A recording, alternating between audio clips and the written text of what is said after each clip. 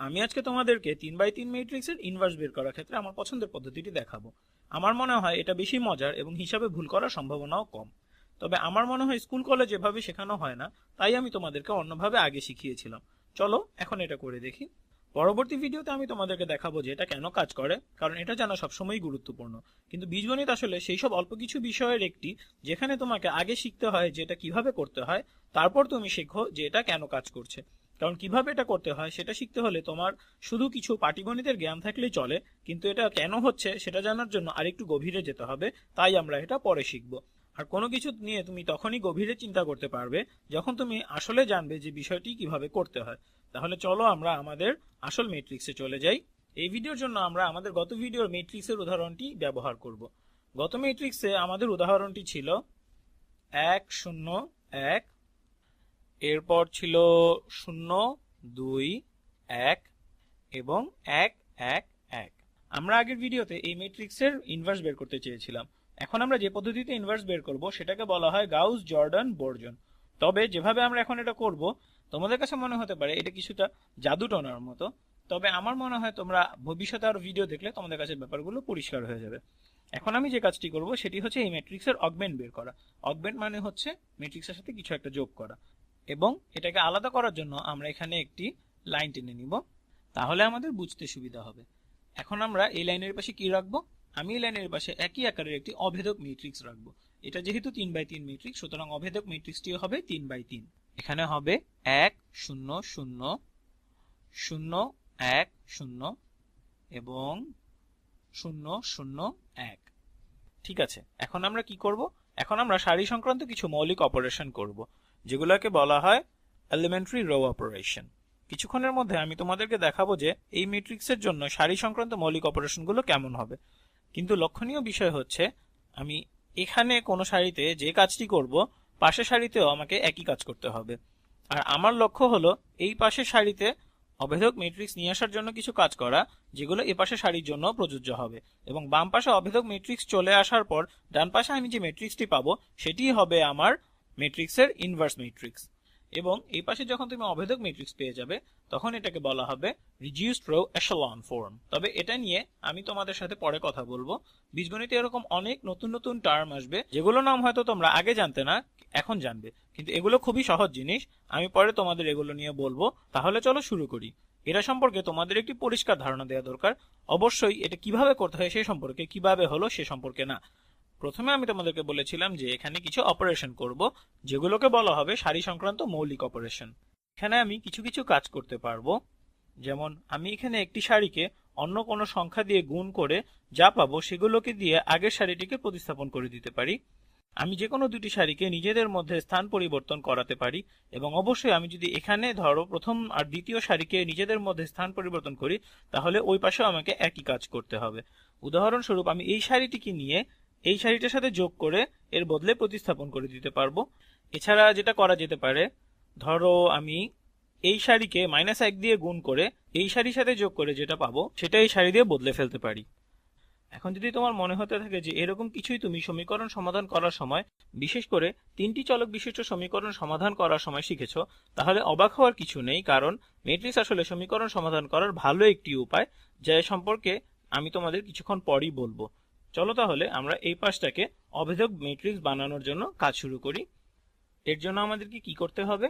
আমাদেরকে এর জন্য এখানে যে কাজটি সবচেয়ে প্রথমে করতে হবে সেটি হচ্ছে এই জায়গাগুলোতে 1 আনতে হবে এবং বাকি জায়গাগুলোতে 0 আনতে হবে। এখন তোমরা দেখবে আমরা কিভাবে এটা বের করব। প্রথমে আমরা আমাদের যে প্রদত্ত ম্যাট্রিক্সটি আছে সেটি নেই। আচ্ছা, আমি প্রথমে এই উপাদানটিতে 0 আনতে চাই। সেক্ষেত্রে প্রথম সারি দুটি ঠিকই থাকবে, যেটা হচ্ছে 1 0 1 আমার বিভাজন লাইন, তারপর 1 0 0। আমি এখানে কিছুই করিনি। পরের লাইনটি হচ্ছে 0 2 1 0 2 1 এবং 0 1 0। তাহলে এখন আমি কি করব? এখন আমার কাজ হচ্ছে এই সারিটিকে প্রতিস্থাপন করা। তোমরা তো জানো আমার উদ্দেশ্য এখানে 0 নিয়ে আসা, তাহলে আমি অভেদক ম্যাট্রিক্সের অনেক কাছাকাছি যেতে থাকবো। তাহলে কিভাবে আমি এটাকে 0 করতে পারবো? আমি যেটা করতে পারি সেটা হচ্ছে এই সারিটিকে প্রতিস্থাপন করে দিতে পারি আমি এই সারিকে এই সারি থেকে বিয়োগ করে। অর্থাৎ আমি তৃতীয় সারি থেকে প্রথম সারি বিয়োগ করে তৃতীয় সারিকে প্রতিস্থাপন করব। তাহলে তৃতীয় সারি থেকে প্রথম সারি বিয়োগ করলে হয় 1 বিয়োগ 1 মানে 0, এরপর 1 বিয়োগ 0 যা হচ্ছে 1, এবং 1 বিয়োগ 1 মানে 0। আমরা বাম পাশে যেহেতু এটা করেছি, সুতরাং ডান পাশে আমাদেরকে একই কাজ করতে হবে। আমরা এটা থেকে এটা বিয়োগ করে এটাকে প্রতিস্থাপন করব। তাহলে 0 বিয়োগ 1 হলো -1, 0 বিয়োগ 0 হলো 0, এবং 1 বিয়োগ 0 হলো 1। এখন আমি কি করব? দেখো এখানে যে এই সারিটি আছে, এই 0 1 0, এটা দেখতে অনেকটা আমি আমার অভেদক ম্যাট্রিক্সের দ্বিতীয় সারিতে যা চাই তার মতো। সুতরাং আমরা আমাদের তৃতীয় এবং দ্বিতীয় সারিকে বদলে দিতে পারি। সারি বদলের পর ম্যাট্রিক্সটি কিরকম হবে আমি এখন সেটিই লিখব। আমাদের প্রথম সারিটি একই থাকবে, অর্থাৎ 1 0 1, তারপর এই পাশেও আমাদের একই থাকবে, অর্থাৎ আমার বিভাজন লাইনের এই পাশে একই থাকবে। এখন আমি জায়গা বদল করব এই দ্বিতীয় এবং তৃতীয় সারি। তাহলে আমার তৃতীয় সারিটি হবে 0 1 0, এবং আমার বাম পাশেও একই কাজ করতে হবে, যেটা হবে -1 0 1। তোমরা আরেকবার লক্ষ্য করো, আমি এখানে এই দুটি সারিকে পরিবর্তন করছি। সুতরাং আমার তৃতীয় সারিটি এখন হবে 0 2 1, এবং লাইনের এপাশে হবে 0 1 0। এখন আমি কি করব? খুবই ভালো হতো যদি আমি আমার তৃতীয় সারির এই উপাদানটিতে একটি 0 পেতাম, তাহলে আমি আমার অভেদক ম্যাট্রিক্সের অনেক কাছাকাছি চলে যেতাম। তাহলে আমি এখানে কিভাবে একটা 0 পেতে পারি?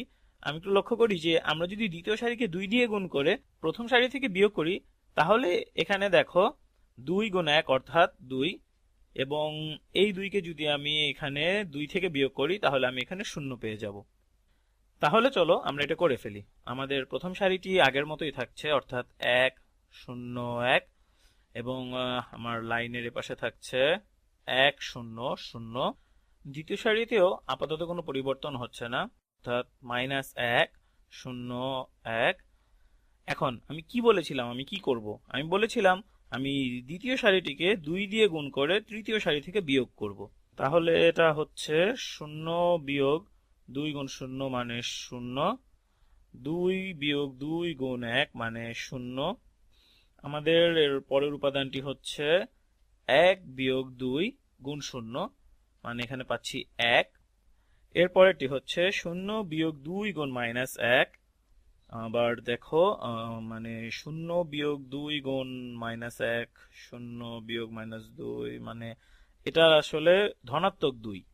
এরপর হচ্ছে 1 বিয়োগ 2 গুণ 0, মানে এটা হচ্ছে 1। আর এরপর হচ্ছে 0 বিয়োগ 2 গুণ 1, এটা হলো -2। আমার হিসাবগুলো কি সব ঠিকঠাক হয়েছে? আমি আরেকবার একটু দেখে নেই। 2 গুণ -1 হলো -2, এবং যেহেতু আমরা এটাকে বিয়োগ করছি সুতরাং হ্যাঁ আমরা ধনাত্মক 2 পাবো। আমরা খুব কাছাকাছি চলে এসেছি। এটাকে অনেকটা অভেদক ম্যাট্রিক্সের মতোই দেখাচ্ছে, শুধুমাত্র এই 1 কে ছাড়া। যাক, অবশেষে আমি আমার প্রথম সারি নিয়ে কাজ করতে যাচ্ছি। এখানে আমি কি করতে পারি? আমি প্রথম সারিকে তৃতীয় সারি থেকে বিয়োগ করে এখানে বসাতে পারি, অর্থাৎ আমি যদি এই সারিকে এটা থেকে বিয়োগ করি তাহলে আমি এখানে 0 পাবো। তাহলে চলো আমরা আমাদের প্রথম সারিটিকে প্রতিস্থাপন করে ফেলি। আমাদের উপাদানগুলো হচ্ছে 1 বিয়োগ 0 সমান 1, 0 বিয়োগ 0 সমান 0, এবং 1 বিয়োগ 1 হলো 0। আমার তো এটাই বানানোর উদ্দেশ্য ছিল। এবং দাগের এপাশে হবে 1 বিয়োগ 2 সমান -1, 0 বিয়োগ 1 সমান -1, এবং পরেরটি হচ্ছে 0 বিয়োগ -2 অর্থাৎ ধনাত্মক 2। আমাদের অন্যান্য সারিগুলো ঠিকই থাকছে, অর্থাৎ 0 1 0, এরপর -1 0 1, তারপর হচ্ছে 0 0 1, এবং সর্বশেষে আছে 2 1 এবং -2। এই তো আমাদের কাজ শেষ হয়ে গেল।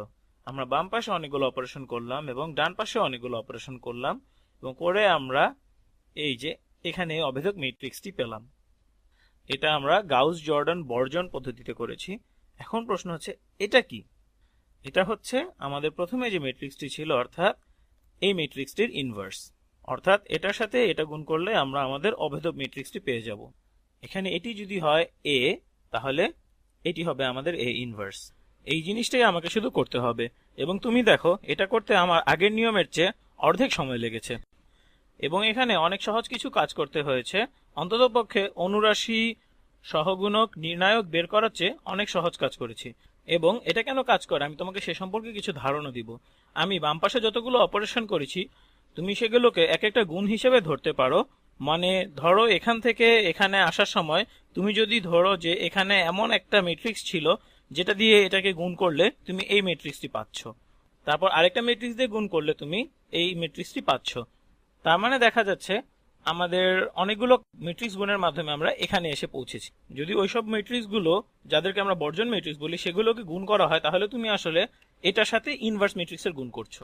তাহলে আমি কি করছিলাম, এটা যদি এ হয় তাহলে আমি এখান থেকে এখানে যাওয়ার জন্য আমার এ এর সাথে আমাদের যে এখানে রয়েছে বর্জন ম্যাট্রিক্সটি সেটিকে গুণ করতে হবে।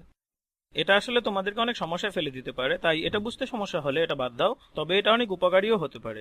তাহলে আমরা কোথায় বর্জনটি করছিলাম, আমরা এখানে বর্জন করেছিলাম 3-1, অর্থাৎ একে বর্জন ম্যাট্রিক্স 3-1 দিয়ে গুণ করতে হবে এখানে আসার জন্য।